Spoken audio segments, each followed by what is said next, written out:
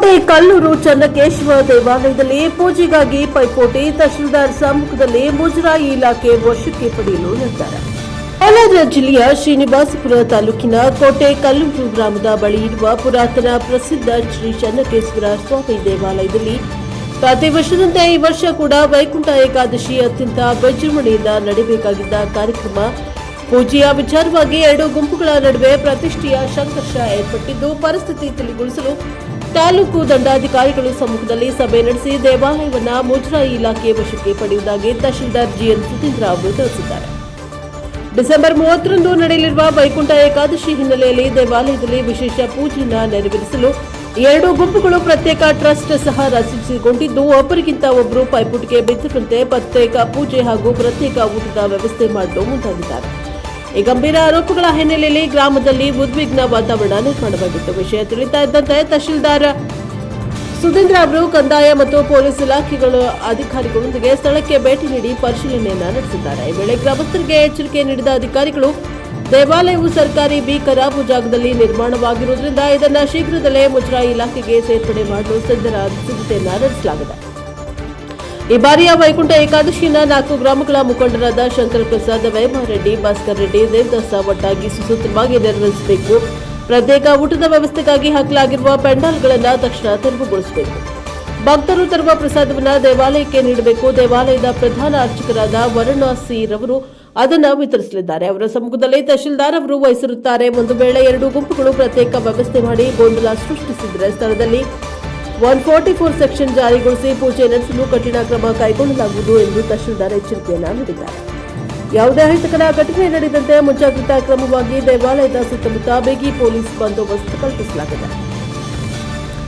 Bureau report Venkat, ಪ್ರಜಾಪವರ್ TV, Kolar. ಅದೇ ದೇವರಿಗೆ ಇನ್ನ ಒಂದು ಕುಂಟೆ ಕಟ್ಕೊಳ್ಳೋಕೆ ನಾನೇ ಪರ್ಮಿಷನ್ ಕೊಡ್ತೀನಿ ಅಂತ ಹೇಳಿದ್ದೀನಿ, ನಿಮ್ಗೆ ಹೇಳಿದ್ದೀನಿ ಸರ್. ನಾನು ಬೇರೆ ಅವ್ರ ಮೇಲೆ ಯಾಕೆ ಅರ್ಚಕರು ಕಷ್ಟಪಟ್ಟು ಮಾಡಿರೋರು ದೇವರು ಇವಾಗ ಒಳ್ಳೇದು ಮಾಡಿದ್ದಾರೆ. ಅವರು ನಮ್ಮೂರಿಗೆ ದೇವಸ್ಥಾನ ಕೊಟ್ಟಿದ್ದಾರೆ, ಅವ್ರಿಗೆ ತೊಂದರೆ ಕೊಡಬೇಡಿ ಅಂತ ನಿಮ್ಮ ಹತ್ರ ಕೇಳಿರೋದು. ನಾನೇನು ಕಂಪ್ಲೇಂಟ್ ಕೊಟ್ಟಿಲ್ಲ, ಕಂಪ್ಲೇಂಟ್ ಕೊಟ್ಟಿದ್ದಾರೆ ಅಂತ ಊರಲ್ಲಿ ಪ್ರಚಾರ ಮಾಡಿದ್ರು. ಮತ್ತೆ ಏನಂದರೆ ಅವ್ರ ಪ್ರಾಬ್ಲಮ್ಮು ನನ್ನ ಟ್ರಸ್ಟಿಗೆ ಬೇಕು, ನನಗೆ ಬರ್ಕೊಡಿ ಅಂತ ಲೆಟ್ರ್ ಕೊಟ್ಟಿದ್ದಾರೆ, DC ಕೊಟ್ಟಿದ್ದಾರೆ, ನಿಮಗೆ ಕೊಟ್ಟಿದ್ದಾರೆ. ನಾನೇನು ಸುಳ್ಳೇನೇನಲ್ಲ. ಅದರಿಂದ ಏನಂದರೆ 4ರಿಗೆ ಸಂಬಂಧಪಟ್ಟಿರೋ ದೇವಸ್ಥಾನ, 4 ಜನನೂ ದೊಡ್ಡವರೇ ಇರೋದು, 4ರವ್ರಿಗೂ ಬೇಕಾಗಿರೋದು. ಒಬ್ಬರ ಆಡಳಿತದಲ್ಲಿ ಇರಬಾರ್ದು. ಇದಕ್ಕೆಲ್ಲ ವ್ಯವಸ್ಥೆನೂ ನಿಮ್ಮೆಲ್ಲರಿಗೂ ಸಮ್ಮತಿ ಆಗೋ ತರ ನಾನು ಮಾಡ್ತೀನಿ ಅಷ್ಟೇ.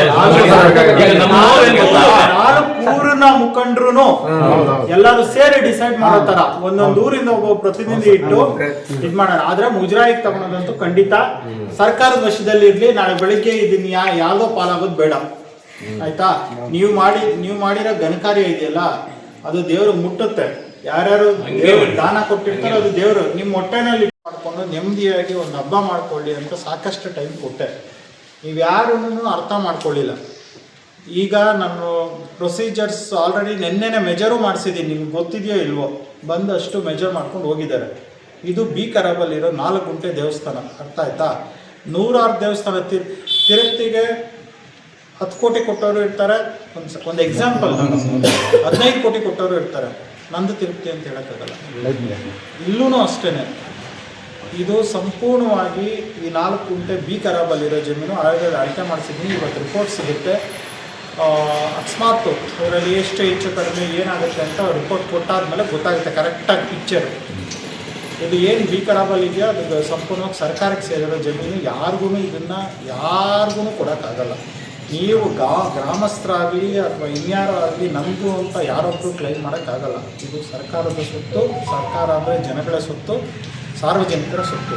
ದಯವಿಟ್ಟು ಗಲಾಟೆಗಳು ಮಾಡ್ಕೊಂಡಿದ್ದೀರಾ. ನೆಮ್ಮದಿಯಾಗಿ ದೇವರಿಗೆ ಕೃಪೆಗೆ ಪಾತ್ರರಾಗೋ ಥರ ಎಲ್ಲರೂ ಸೇರಿ, ಆಯಿತಾ, ಇದನ್ನು ಇದು ಮಾಡಿ. ಇಲ್ಲಿ ಆವರಣದಲ್ಲಾಗಲಿ ಆಚೆ ಆಗಲಿ ಯಾವುದೇ ಯಾರ್ದಾದ್ರು ಕಟ್ಔಟ್ಸ್ ಆಗಲಿ ಇದಾಗಲಿ ಯಾವುದೇ ಒಂದು ಗುಂಪುದು ಏನು ಬೋರ್ಡ್ಸ್ ಹಾಕಂಗಿಲ್ಲ. ಇವ್ರ ವತಿಯಿಂದ ಅವ್ರ ವತಿಯಿಂದ ಅಂತ ಯಾರ್ದು ಏನೂ ಹಾಕಂಗಿಲ್ಲ. ಯಾರಾದ್ರೂ ಏನಾದರೂ ಕಾಂಟ್ರಿಬ್ಯೂಷನ್ ಮಾಡ್ಬೋದು.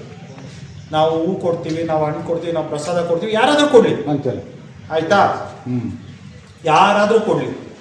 ಆದರೆ ಯಾರೊಬ್ಬರೂ ಈ ಟ್ರಸ್ಟ್ ಆ ಟ್ರಸ್ಟ್ ಏನಿಲ್ಲ. ಎಲ್ಲ ಟ್ರಸ್ಟ್ಗಳು ಬೌಂಡ್ ಟು ಬಿ ಕ್ಯಾನ್ಸಲ್ಡ್. ಇದು ಸರ್ಕಾರದ ಜಮೀನು, ಸರ್ಕಾರದಲ್ಲಿ ದೇವಸ್ಥಾನ. ಇವತ್ತಿರೋ ದೇವಸ್ಥಾನ ಅಲ್ಲ, ಅನಾದಿ ಕಾಲದಿಂದ ಇರೋ ದೇವಸ್ಥಾನ ಇದು, ಆಯಿತಾ? ಇಷ್ಟನ್ನು ನಿಮ್ಗೆಲ್ಲರೂ ತಿಳುವಳಿಕೆ ಇರಲಿ ಅಷ್ಟೇ. ಇಲ್ಲಿ ಎಲ್ಲರೂ ಸೇರಿ ಹಬ್ಬ ಮಾಡಿ ಯಾವುದೇ ಕಾನೂನು ಸುವ್ಯವಸ್ಥೆ ಧಕ್ಕೆ ಬಂದರೆ ಕಾನೂನು ಪ್ರಕಾರ ಏನು ಕ್ರಮ ತಗೊಳ್ಬೇಕು ನಾನು ಆರ್ಡರ್ ಮಾಡ್ತೀನಿ. ಯಾವುದೇ ಬೋರ್ಡು ಯಾವುದೇ ಫ್ಲೆಕ್ಸ್ ಇನ್ನೊಂದು ಕಟ್ಟಂಗಿಲ್ಲ. ಯಾವ ಟ್ರಸ್ಟು ಇಲ್ಲ. ನೀವು ಟ್ರಸ್ಟಲ್ಲಿ ಮಾಡ್ಕೊಂಡಿದ್ರೆ ಕೋರ್ಟ್ಗಳಲ್ಲಿ ಫೈಟ್ ಮಾಡ್ಕೊಳ್ಳಿ.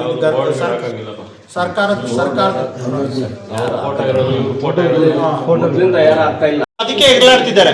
ಪ್ರಸಾದ ಯಾರು ಕೊಟ್ಟಿದ್ದಾರೆ, ಯಾರು ಇದು ಬೇಡ, ಅವ್ರೇನ್ ಕೊಡ್ತಾರೆ ಅದನ್ನ ತಗೊಳ್ಳಿ, ಇವೇನ್ ಕೊಡ್ತಾರೆ, ಎರಡು ನೈವೇದ್ಯ ಮಾಡ್ಬಿಟ್ಟು ಮಿಕ್ಸ್ ಮಾಡ್ಬಿಟ್ಟು ಕೊಟ್ಬಿಡಿ. ನಾವಿದ್ ಕೊಟ್ಟಿದ್ದು ಬೇಡ. ನೀವೇ ಏನಾದ್ರು ಡೆಪ್ಯೂಟ್ ಮಾಡ್ಕೊಳ್ಳಿ. ಇಬ್ಬರಿಗೆ ಏನಾದ್ರು ದುಡ್ಡು ಕೊಡ್ಬೇಕು ನಾನು ಕೊಡ್ತೀನಿ. ಅರ್ಥ ಆಯ್ತಾ? ಪ್ರಸಾದ ಹಂಚಕ್ಕೆ 4 ಜನ ತಗೊಳ್ಳಿ, ಅವ್ರಿಗೇನ್ ದುಡ್ಡು ಕೊಡ್ಬೇಕು ನಾನೇ ಕೊಡ್ತೀನಿ, ಹಂಚ್ಬಿಟ್ಟು ಕಳಿಸಿ. ಇದ್ರ ಮೇಲೆ ಪ್ರಸಾದನೂ ಸಲುವಾಗಿ ಯಾರು ಓಕೆನಾ? ನೀವು ನಾನ್ ಕೊಟ್ಟಿದ್ದೀನಿ ಬೇಡ. ದೇವಸ್ಥಾನದಿಂದ ಪ್ರಸಾದ ಹಂಚ್ತಾರೆ, 4 ಜನ ತಗೊಂಡ್ಬಂದು ನಿಲ್ಸ್ತಾರೆ, ಅವರೇ ಕೊಟ್ಟು ಕಳಿಸ್ತಾ ಇರ್ತಾರೆ. ನಿಮ್ಮ ಭಕ್ತಿ ಇತ್ತ ಏನಾದ್ರು ಕೊಡಿ ಅವ್ರಿಗೆ. ನೀವು ಪೂರಿ ಕೊಟ್ಟರು ಹಂಚ್ತಾರೆ, ನೀವು ಕೃಷ್ಣನ ಭೋಜನ ಕೊಟ್ಟರು ಹಂಚ್ತಾರೆ, ನೀವು ಅನ್ನ ಸಾರು ಕೊಟ್ಟರು ಹಂಚ್ತಾರೆ. ನಾನ್ ಕೊಟ್ಟಿದ್ದೀನಿ ಅನ್ನೋದು ಇದೇ ಬೇಡ.